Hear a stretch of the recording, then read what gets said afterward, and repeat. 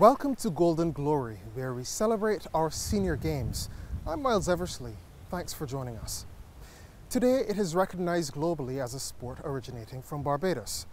In 2019, Christopher Griffith emerged as road tennis champion of our senior games. His passion for the game, his remarkable achievements, and amicable rivalry with Dighton Parroch are highlighted in this episode as we continue to celebrate Golden Glory and anticipate the Senior Games 2024. But when did Christopher Griffith's journey in road tennis begin? The 70s, 80s, I raised up in Lordshire Landing Scheme. And in that area where we had no paved sidewalks or no paved roads, and it was sort of a recreation. We had strict families and parents that we couldn't go venture too far from home. So we painted a court in front of our homes. I started playing tennis around 7 to 8 years old, because at that point in time, that was the only, well, no, I won't say the onlyest game that we could have played. There was cricket and football, but it was in front of our house. And that is where we used to get the skin balls, peel off the skin, and we will get some boards, some makeshift rackets, and we will paint the court with either green leaves or with the marley rocks in front the house, and then we will play tennis from morning to evening, to sometimes when our parents go out and they will come back and see us just in front of the house just playing tennis. So it was sort of a recreational thing for us back then. So then I moved from playing tennis from Lordshire Landing Scheme then into Eden Lodge, because then Eden Lodge was where there was a lot of cane, and then they developed Lordshire into Eden Lodge. Then we had some better roads, and then we had better rackets, better facilities, better balls, and then competition was there from other areas like Cavehill. Then we had Hines Hill, and then there was in the area of Bush Hall. So in those days, there was a fellow by the name of Merchant who was running things as it relates to tennis in Eden Lodge. And I was a youngster. I couldn't venture too far because our parents were very strict. And then I decided to venture out, and persons get to realize that I was good at this game. And then it was tennis from morning to night for me. And as I got a little older, I got a little harder, and there were some men from Bush Hall. I can remember Chelsea, Trembles, and Mickey. Three of them used to roll together, playing tennis back then in the 90s, and they would come and challenge us up in Eden Lodge. Well, at that point in time, I was roughly the hardest player in Eden Lodge per se. So I had to go against Trembles, and then he put me playing Mikey, and then he put me on Charles McEnroe Griffith. And everybody know about Chelsea. But then as I get a little older and I start to venture out some more, I started to play tennis in Bush Hall. And this is where I would have met Dighton Parroch. In Bush Hall, we had some training seminars together. I'm a police officer, so at one point in time, we decided to train some youngsters within the Bush Hall community, as I was the community officer for Bush Hall. And we had a program at the Dighton Parroch facility in Bush Hall, St. Michael. Parroch and myself, we had some little rivalry among one another. Um, he passed on some of his skills to me, and I learned from him. Then we had a good relationship and friendship. But I was never, at that point in time, I used to enter any competitions until when they had the bikes tournament. I entered that bikes tournament. I think that was the last bikes tournament. I went to the finals with Michael Jackson, and at that point in time, it was 3 best out of 5, and I ended up the loser at that point. He won 3 games to 2. And then my tennis started to develop. I entered various competitions at Springer, the Masters, the Lance Bino competition. And as I got a little older, I start to develop certain techniques and styles in my game of tennis. Parrot, he would have taught me a lot during those junior years. You can hit a ball. You can hit the ball.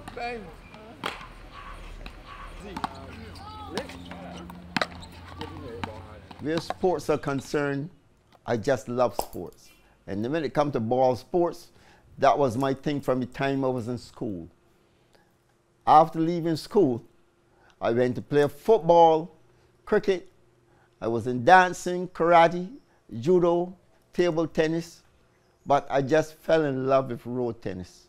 And I stuck to road tennis actually all my life. I was playing road tennis now for the last 50 years. I have won all the major tournaments in Barbados. Now, I started road tennis in 1962 in Bushall with the Sisnick brothers. You know, Leroy Sisnick, he was a guy in politics, and then he was a radio personality. His brothers then started road tennis I saw in Bushall for the first time. And I had fell in love with it. Even with my style, I used the cutting style. A guy called Mackie Hobbs used to play it magnificent. When he chopped the ball spun back over in his court, and it was marvelous. And I had loved that style. And in turn, I mastered that style and I enhanced it. Eventually, I am still the king of the chop style in Barbados. Some persons will say not. But youth will always prevail. At my age, 73, I cannot turn back the clock. But when I win a game with the youngsters now that playing, I'm happy. Eventually, I continue playing road tennis, and I taught the youngsters in Bushall. They become champions. We moved from the road to the facility now in Bushall that is named after myself through the Prime Minister, Honorable Mayor Amar Mortley. I then had my subordinates, which is Bushallians, and training those individuals. Bushall had 5 island champions. In those days, Banks Championship was the championship you must win to be really recognized in Barbados as one of the tops. I tutored, and under my stewardship, I had 5. It was Philip Bryan, Ormond Hoyt, Charles McEnroe Griffith, little man Daniel, which he is still competing up to now, and myself, which was magnificent. When we get the sporting discipline in Barbados, the senior games is here on us again. The senior games, tennis was around for a while. The year in front, we had then Mr. Pinder. He had won the senior games in road tennis. And it was fun for us because Pinder then was a cut above the rest where road tennis was concerned in that category. So I said, I will enter because they told me come and enter road tennis because it can enhance road tennis in the senior games. And eventually the application was out and we had about 25 of us.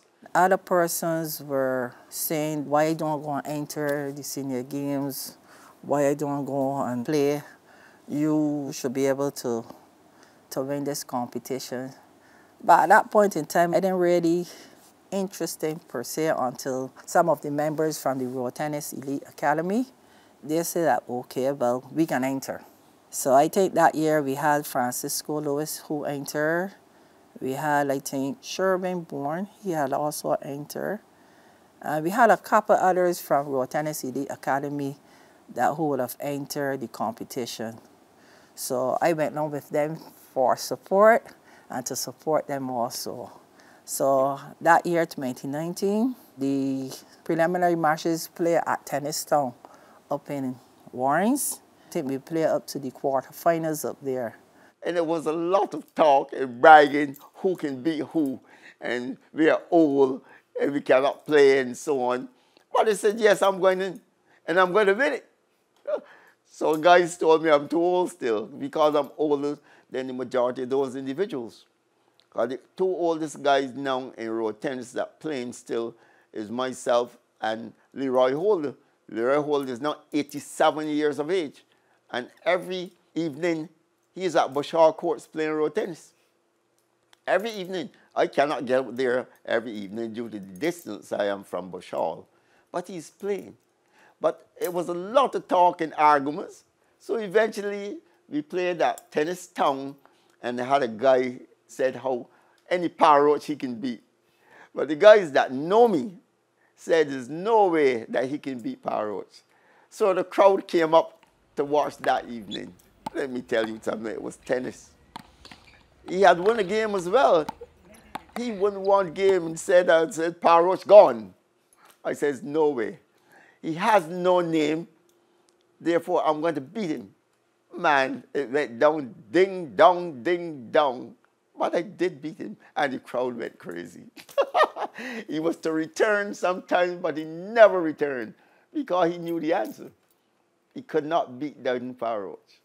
The semifinals, I played a fella called Fernando from Sauna in at the Bush Hall, and that game went to 3 games. I think those were the only 2 games that went 3 games with me. The other ones at Tennistown, they went 2 games.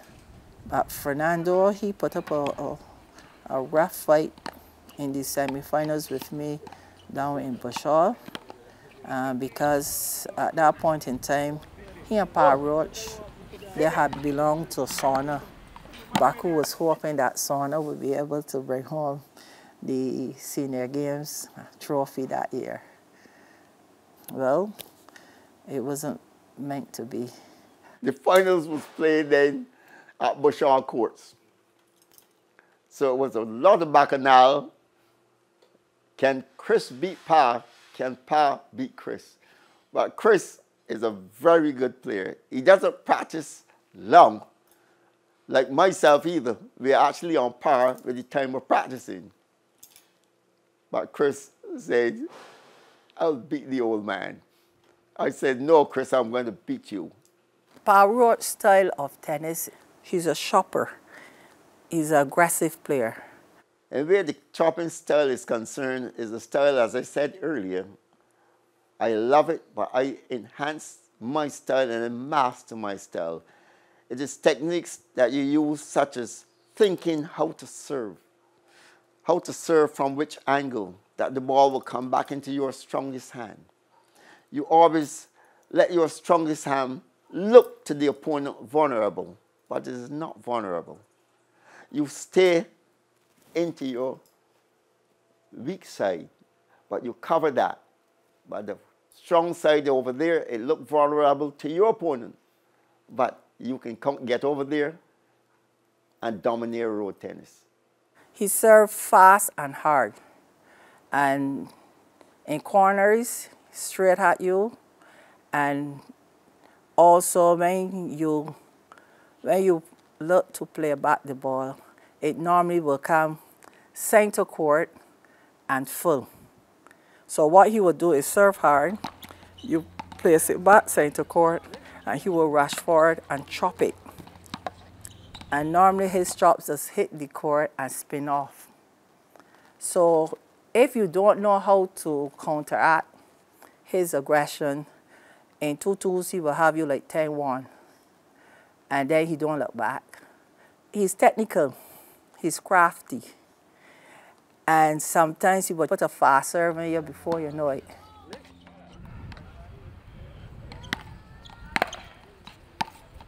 I'm a defender. Person does chop, I slice, I cut, I inject, I can attack when the ball is there, center court, and sometimes there are some balls that come up at you unexpectedly that you have to improvise a shot. Now my shot is a dopey. That's where I hit the ball through my legs.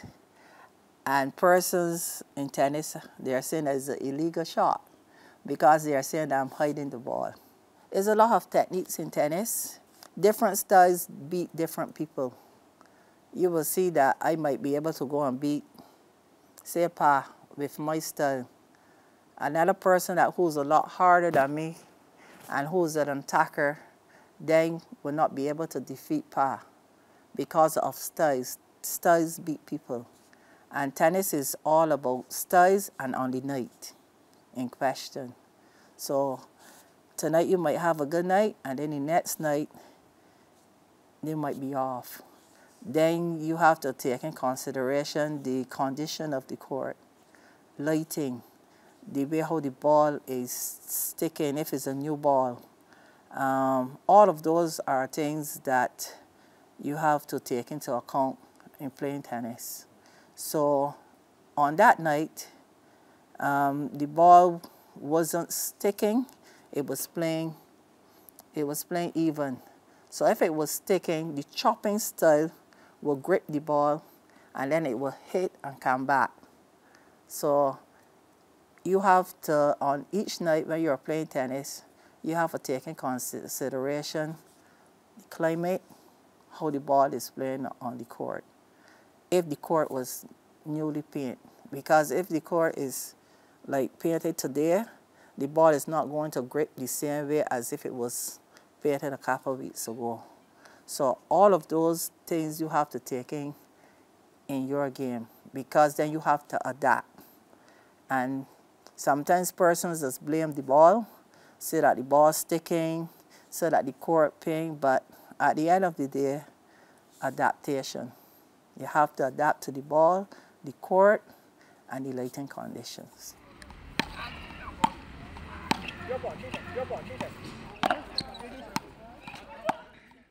I have told him that shoppers cannot beat me. We had our ding dong. I trashed him at the first game. He won that because he had his sidekick, little man, Antoine Daniel, was his coach at that point in time. So I believe that Antoine would have saw a flaw in my style, and he told him to serve the ball center court at my legs. So he tricked me, and that's how he managed to beat me 21-18 in the first game. But it was 2 best in 3. And I know Pa can already rally to 3 games, because the first game that he won, there were a lot of rallies. So by the time he finished the first game, he was kind of tired. He says, don't mind that, don't mind that. I know he's old. He cannot finish in F2. And that was the thing. Chris capitalized on his youth against age. Let me tell you, he won the second and he won the third. And knocked me out. I had to remain a second. He's number 1. So what I did in the second game, I slowed down the game on him. I gave him some injections. I took the weight off of the ball. I allowed him to step in the court, and I moved him left and right. So that style had him moving too much, and I think it caught his wing, and he didn't want to turn so that he would catch his breath and look to beat me in the third and final game by prolonging it. So I told myself, if he decided that he wanted to win the third game, I can make certain that the second game is just as long as the first game. So tennis is something that you have to use your head. As much balls that Pa Roach can put on, I can put on. So it's just a matter of outwitting the other person to see how much stamina you have and how much tricks you have in the next game to win the competition. So what I did, in the second game, I know that he was going to do the same to serve. I stepped back so that I would be able to see the ball a little longer. And I do a lot of drop shots to bring him in court. I think I gave him a 21, 8 or 9 in the second game, right, with a lot of rallies. And in the third game, normally when he won the toss, he would serve because he wanted the last serve. So all of that is how you set up your game, set up your opponent. So he wanted to win the first game, so he's made certain that he served first so that he will have the last serve. So if at any point in time the games are like 18-17 or 17-18, and he has the last serve, that is where now all of his experience and all of his craftiness is going to come in because he has the last serve. So in the third game, I knew that he will have the last serve, so I jumped forward. So I made certain I pull a lead in front of him. And I tell persons, even the ones that we are training at Royal Tennis Elite Academy, that you have to calculate your serving points and how much points that you have for your opponent. We teach them the C's in tennis. It must be comfortable, whether you got all your clothes, shoes, pants, or comfortable condition. You got to condition your body. You got to condition your mind. You got to shut out persons that are not your coach. You got to concentrate. Because if you don't concentrate, the concentrationness is coming with the condition. Because if you're unfit, you cannot concentrate in tennis because you're fatigued. And you got to control the ball. You got to control yourself. You got to be consistent, putting the ball where you want it on the court. And then calculation. You must calculate 4-1, 6-4, 7-3. Try to get at least 3 points in your serve and try to get at least 2 points in the other person's serving. So all of that we are trying to teach the youngsters as to when they're going into competition. Those are the C's that you have to look to maintain in order to win a game. So sometimes I challenge Chris up to now. I tell him, come out. But he always says, when I'm ready, I'll come. But he's a very good player. And he can really represent himself. I do not know if he's going to play now in these senior games. But if he is going to play, I'll be there. Because he'll never go to finals again. But this time I'm going to beat him.